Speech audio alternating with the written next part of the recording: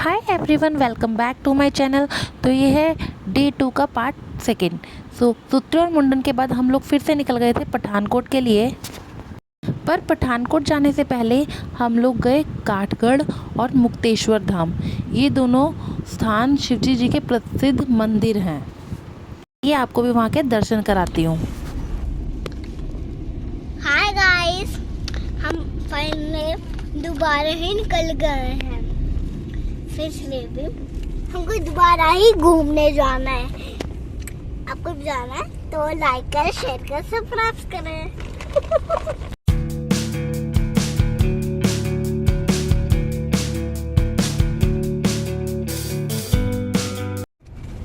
Hi guys, और दादी मेरे लिए किचन सेट लाई है, तो आपको भी चाहिए तो आप मेरे को लाइक करेंगे और शेयर करेंगे और सब्सक्राइब करेंगे।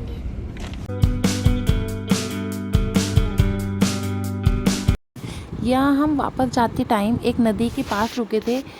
जो भी हमने उस टाइम गले में सूत्रों के टाइम पे वो धागे के बने हुए ज्वेलरी एक्सेसरीज जो हमने पहनी थी, और जो मुंडन के टाइम पे बाल उतारे जाते हैं, वो सब इस नदी में या कोई भी जो फ्लोइंग वाटर होता है तालाब टाइप्स का, उन सब में बहा दिए जाते हैं। तो यहाँ पे भाई उतरा था सूत्रे, और वो जो बाल थे काशवी के जो उतारे थे मुंडन के टाइम पे, वो सब उनको परवाने के लिए, मतलब उनको बहाने के लिए उतरा था। How long can you hold until your breath falls? It's been too long now. I think that I want a second guess you, a second guess me, a second guess them. Don't second guess me. Live in the moment, 'cause we are so free. And in this moment, life is like a dream. Live in the moment, 'cause we are so free. And in this moment, life is like a dream. So come a little closer, but don't hold your breath.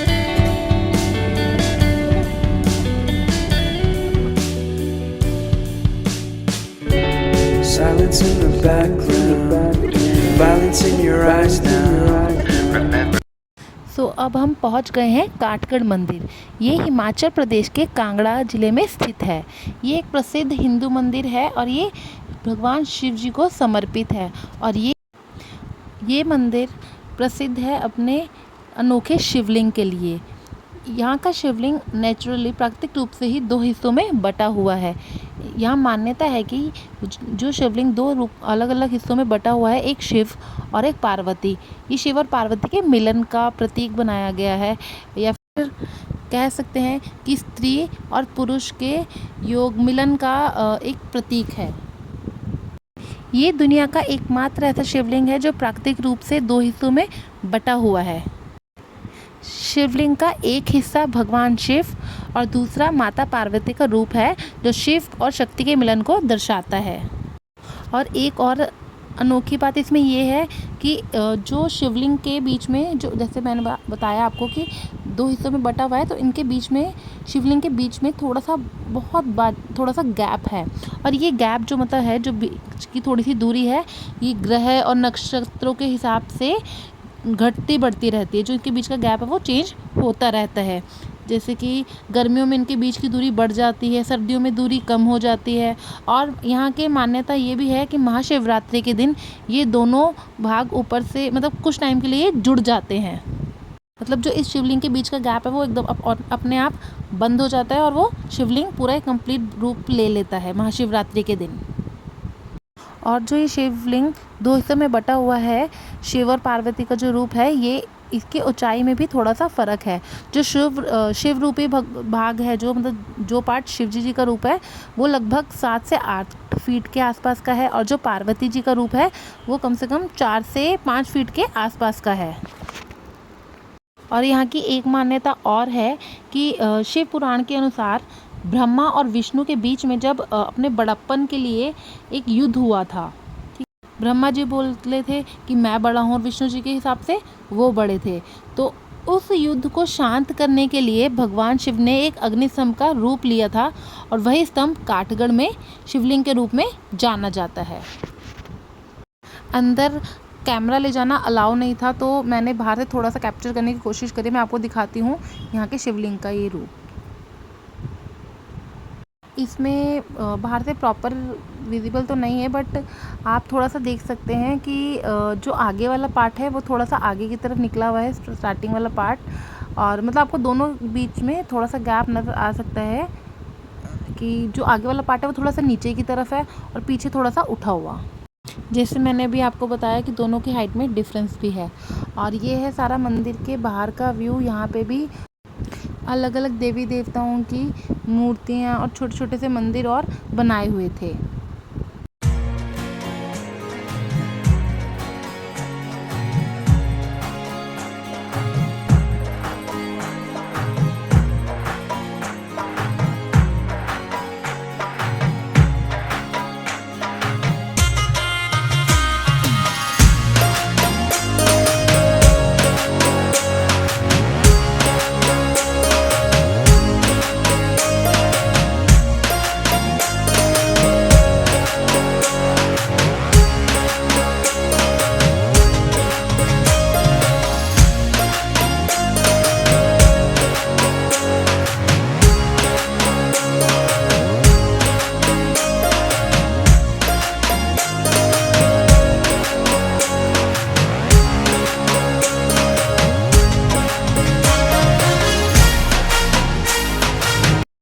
Kathgarh में बहुत अच्छे से दर्शन करने के बाद हम लोग निकले थे मुक्तेश्वर महादेव मंदिर, जो यहाँ से अराउंड 48 और 49 किलोमीटर्स दूर था, और हमें ऑलमोस्ट 1-1.25 घंटा लगा यहाँ पहुँचने में। और लगभग इतना ही समय लगता है अगर हम काठगढ़ से मुक्तेश्वर महादेव मंदिर की तरफ जाते हैं तो।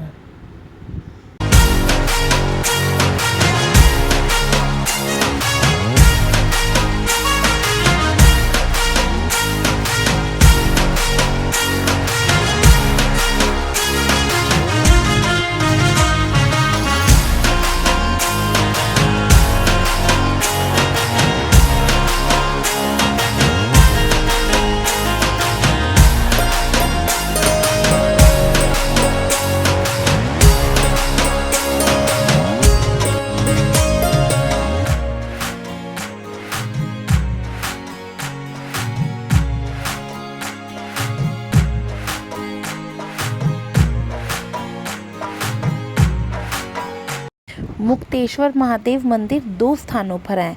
पहला उत्तराखंड के नैनीताल में और दूसरा पठानकोट में, जहां हम गए थे। तो जो नैनीताल में मंदिर है ये मुक्तेश्वर महादेव मंदिर, वहाँ लगभग 100 सीढ़ियाँ हैं। ये पहाड़ी से नीचे है तो सीढ़ियाँ उतर के आना पड़ता है। और जिस मंदिर में हम गए थे पठानकोट वाले मुक्तेश्वर महादेव मंदिर में, यहाँ लगभग 250 सीढ़ियाँ थी। तो 250 सीढ़ियाँ उतर के एक पहाड़ी पे बना हुआ है ये मंदिर, ब्यास नदी के किनारे पर। यहाँ का आसपास का वातावरण पहाड़ों के वजह से, नदी के किनारे पे होने की वजह से बहुत ही ज़्यादा सुंदर था। और ये मंदिर की सबसे मेन खास बात ये है, आप देख सकते हैं कि ये जो मंदिर बनाया गया है ये प्रॉपर एक्चुअल गुफा थी, और ये कोई मशीनों वगैरह के थ्रू गुफा बनाई हुई नहीं थी। ये हैंडमेड गुफा, जैसे मानव निर्मित गुफा होती है, पहले के टाइम पे पांडवों ने ही ये गुफा बनाई थी, और ये अभी तक एज इट इज़ है। इसके अंदर कोई सोर्स चेंज नहीं किया है, कोई मतलब इंटीरियर इसका बाहर से चेंज किया है पब्लिक के फैसिलिटी के लिए, बट अंदर से गुफा के अंदर कुछ भी चेंजेस नहीं किए हुए थे। यह मंदिर सुबह 5 बजे खुलता है और रात को 8 बजे तक खुला रहता है, और 8 बजे के बाद बंद होता है।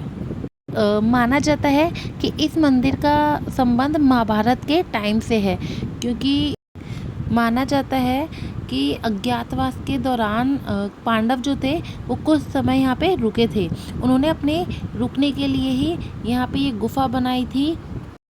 यहाँ पे उन्होंने गुफा के अंदर ही एक अपनी पूरी रसोई भी बनाई हुई थी, और रेगुलर पूजा के लिए शिवलिंग की स्थापना की थी।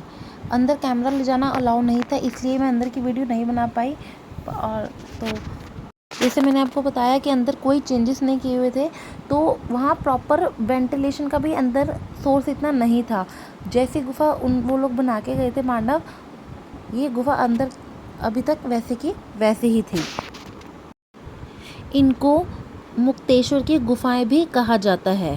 हम लोग उस दिन मंदिर पूरी तरह से नहीं घूम पाए क्योंकि हम लोग पहुंच तो गए थे टाइम से, पर 7-7:30 बजे के अराउंड पंडित जी ने उस दिन मंदिर जल्दी बंद कर दिया। उन्होंने कहा कि आसपास कुछ आतंकवादी देखे गए हैं, तो उस स्थान को जल्दी से जल्दी खाली कराने के लिए पंडित जी ने मंदिर को जल्दी बंद करा दिया था। तो इसलिए हम लोग पूरा मंदिर नहीं देख पाए।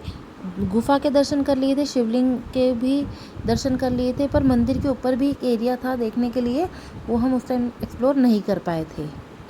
और वापस में सीढ़ियाँ उतर तो गए थे, पर चढ़ना 250 सीढ़ियाँ सबकी बस हो गई थी क्योंकि हम लोग सुबह फंक्शन अटेंड करके आए थे और उसके बाद पहले काठगढ़ गए, फिर यहाँ आए। बस इस टाइम ये था कि हमें किसी भी तरीके से हमें मासी के घर जाना था मेरी वापस, क्योंकि हमारी ये ट्रिप यहाँ एंड नहीं हुई थी, इसके आगे भी हमें और ट्रैवल करना था और आगे जाना था। आई होप आप लोगों को ये व्लॉग भी अच्छा लगा होगा। तो अगर आप भी इन दोनों में से किसी भी मंदिर में गए हैं तो कमेंट बॉक्स में ज़रूर बताना। Thanks for watching guys, please do like share and subscribe.